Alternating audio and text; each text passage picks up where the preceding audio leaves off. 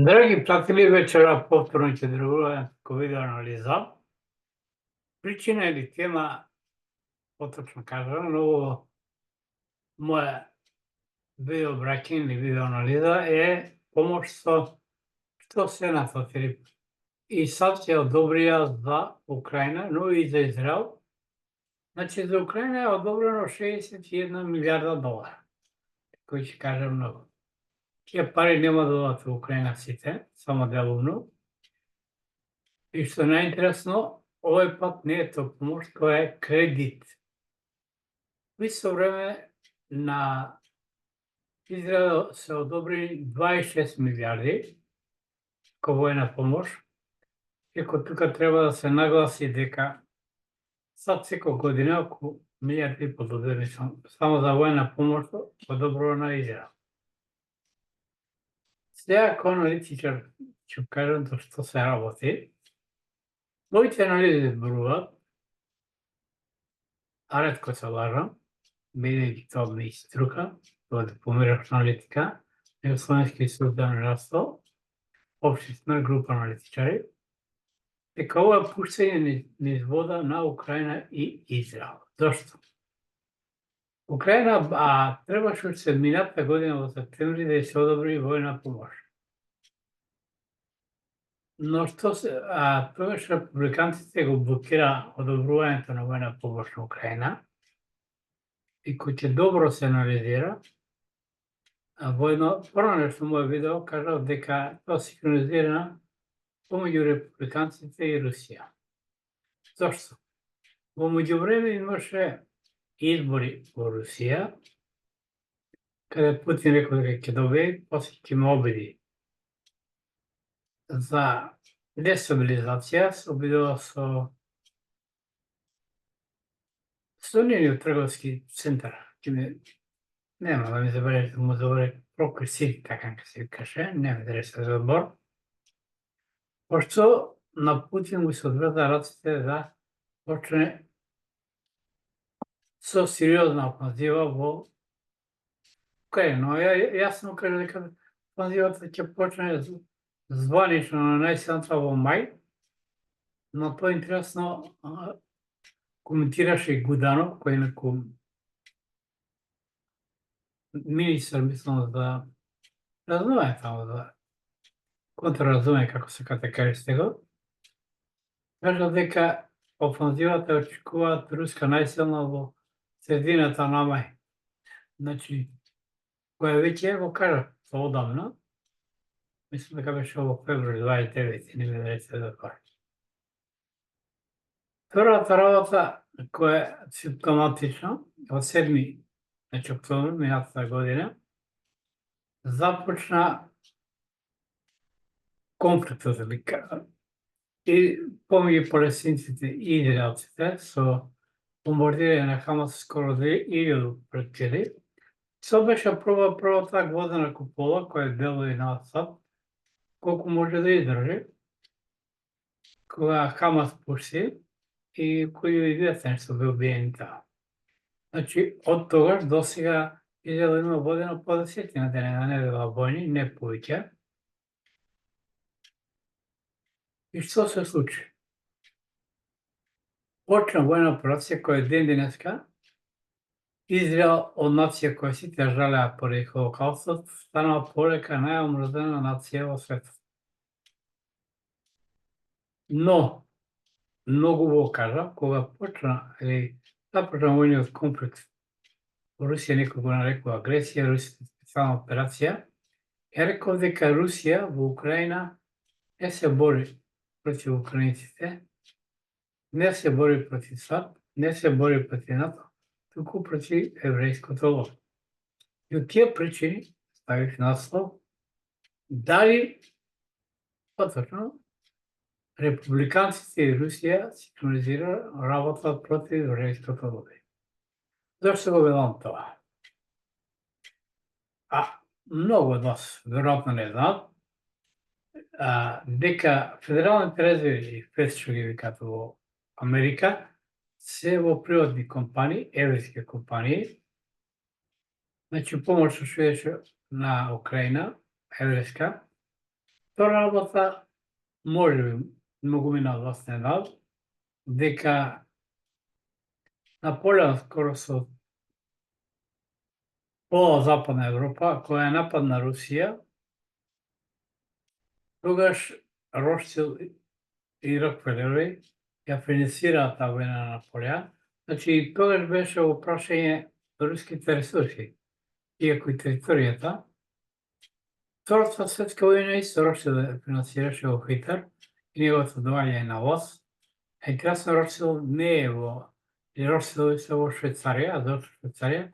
Таа е меѓународниот фонд, тоа е земја на банки.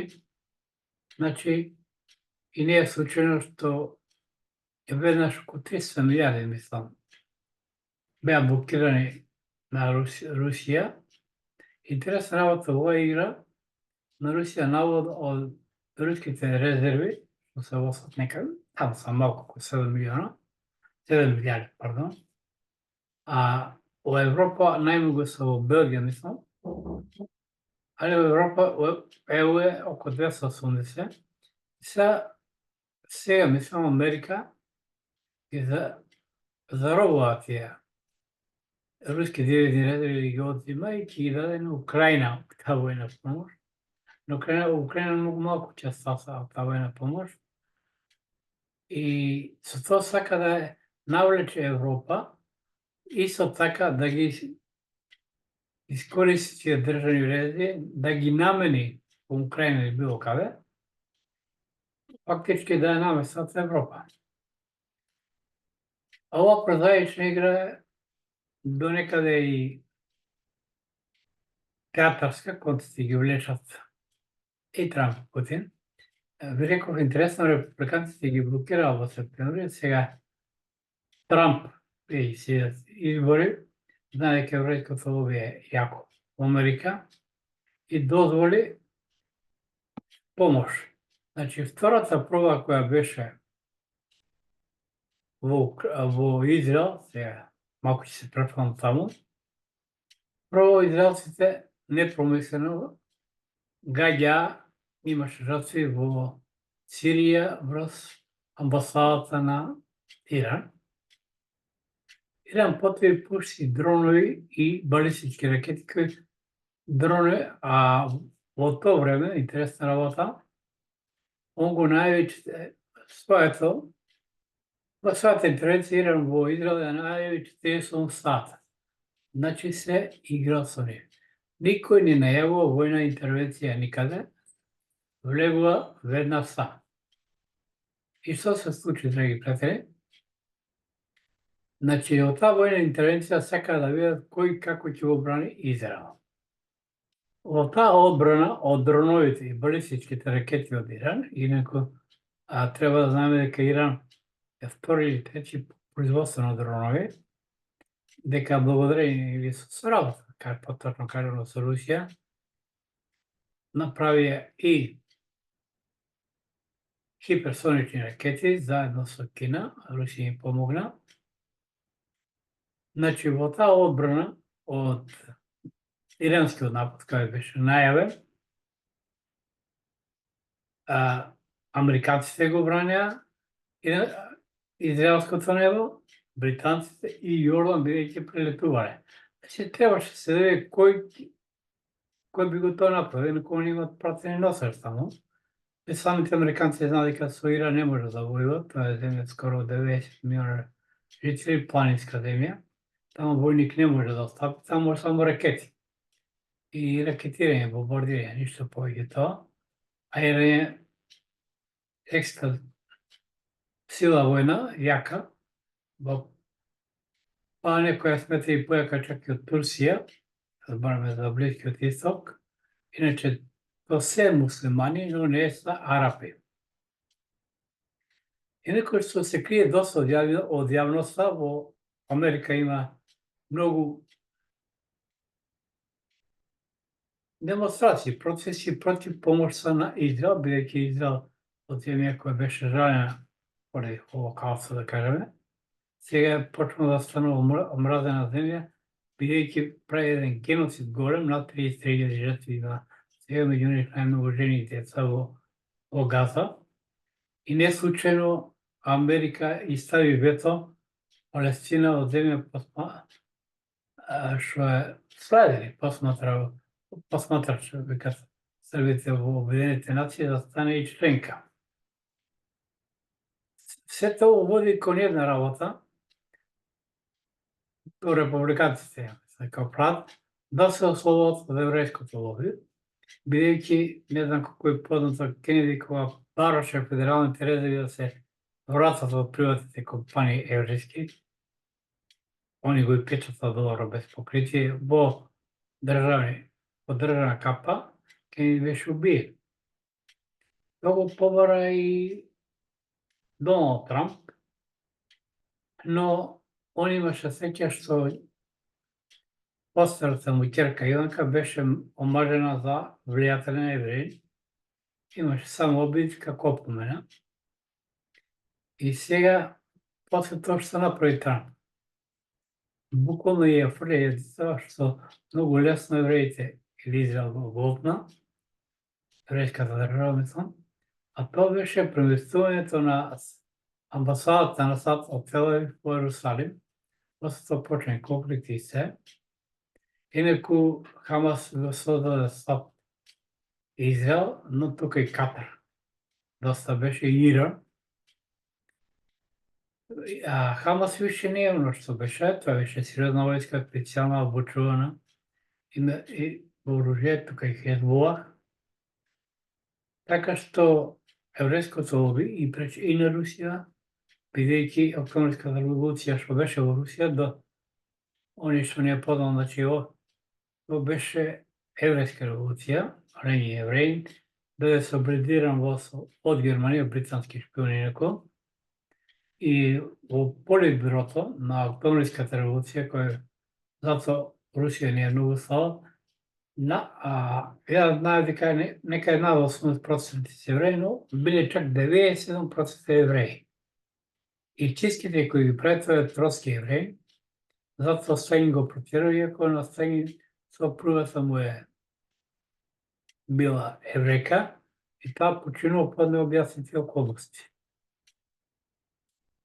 Сето ова зборува за едно синхронизирано во моментот меѓу републиканците, поточно да ослободување од еврејското лоби, и кажаме, и посоветував евреите и Израел, да престанат да нудираат со глава од дит, бидејќи ќе бидат избришани од картата на свет, како и Украина, а се тоа ќе потребе до нова година, мислам, панзивата мај-јуни, Харков, чим падна паѓа цела Украина. Значи, интересна работа што навија оружјево, што би стасало за неколку дена во Украина, ќе биде преку воз од Германија. Значи, кој ти најавува каде и како ќе оди. Значи, ќе бидат лесни мети на руските ракети. Тоа оружје што би требало да оде во Украина. Сета комедијата не провидна, на жал, трагикомедија, многу жртви има. Инаку во Израел падна и првата оставка дека, мислам дека министер за информација беше, не ми требам тикнува. Во случајно не го забележав. Иначе, ви кажа, Гуданов ме потврди дека очекува до средината на главната офанзива на Русија, а дека пред тоа беше сменет министерот за одбрана на Русија, бидејќи беше со националист, сега е Сирски, кој е руски човек. Значи, пред нас е, за жал, негови работи, но ова година можно е и еврејската држава да снема. Не случајно дадено оружје, но дали ќе постигне по нуклеарни или не. Иначе за 2-3 недели се спецна дека Иран може да има атомска бомба. Но на Иран не му треба атомска бомба, доволно да ги со една балистичка хиперсонична ракета да ги погоди кај се складирају нуклеарките. Тоа не е тешко да не скажат, тоа знае се. Со сателит се снима. Значи, предстојат огромни глобални промени и во САД, и не случайно се чекаше толкова да се одобри средства и за Украина, за нормално да си кажеш, ама таа сума до сега не беше одобрена, 26 милиарди, значи они годишно има околу 1500 и 5 милиарди, така? А целосно дел некаде околу 5 до 10 милиарди беше издвоено. И за беше смешно висинито, постојано потврдуваше дека они во светот имаат најголема колонија, тоа е САД. Тоа е факт. Во САД владее еврејската лоби, они се парите. Исус и со Момоко и со се.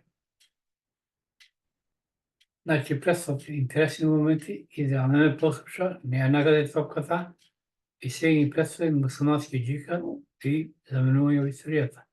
Оно што го рекол Исус, мислам да нема ништо против реализациите, ова што го сега прави Нетањаху, он буквално удира нож во грбот на собствениот народ. Што подолго да се задржи на власт, направи огромен геноцид во Газа, а 33.000 до сега се жртви, па половина и повеќе се жени и деца, тоа се вика геноцид. Тамо се наоѓаат веќе гробници, масовни гробници. Значи, оно што го каже Медведев, кој иначе заменик на председател на Руската Федерација на Путин за безбедност, не само во Советот за безбедност, како да е подпредседател, бидејќи он ги знае, Сталин беше на тоа место, да знае шифрите за нуклеарните процеси, како и што. Да ги пратите за сега толку, кој сака да ме следи, прво да ги добива информациите, значи не е морално. Ако има желба, треба да притисне на копчето судска или препоти се.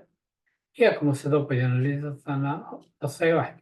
Ништо тоа не е, тоа е ваша желба. Но ако сакате вистински објективни информации, направете го тоа. Инаку за нашите избори нема збор, бидејќи мог сега, но деновиве, само четврток, петок, ќе се осврнем на парламентарните избори за објективно кој како ќе помине и што ќе се случува. Драги пријатели, ви посакувам убава вечер или убав сон, некој кој ќе спие, а утре е изборен ден. Сега ќе биде масовно. Јас не се пријавив за ово гласање, бидејќи сум количка, не сакам дома да ми доаѓат и не верувам. Одма ќе знаат кој си гласува, што си гласува, значи не е тоа објективно, а друго да имав можност да појдам на изборното место. Но затоа ја мислам дека масовни ќе бидат периодски, мислам председателските,